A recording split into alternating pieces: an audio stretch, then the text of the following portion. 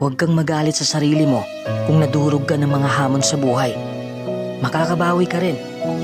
Huwag mong sisihin ang sarili mo kung hiniwalayan ka ng taong mahal mo. Maghihilom rin ang sugat sa puso mo. Huwag mong madaliin ang sitwasyon.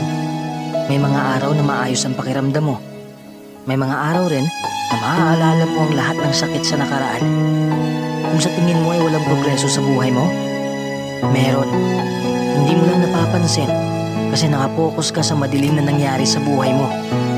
Tingnan mo rin ang positibong banda. Pasalamatan mo ang magagandang nangyari sa buhay mo upang hindi ka malunod sa negatibong side ng buhay. Lilipas din ang lahat ng ito. Araw-araw, subukan mong mag-focus sa magagandang pangyayari. Kung napapagod ka, magpahinga ka lang muna. Alagaan mo ang iyong pangangatawan. Huwag mong pagurin ang sarili mo. Dahan-dahan ka lang.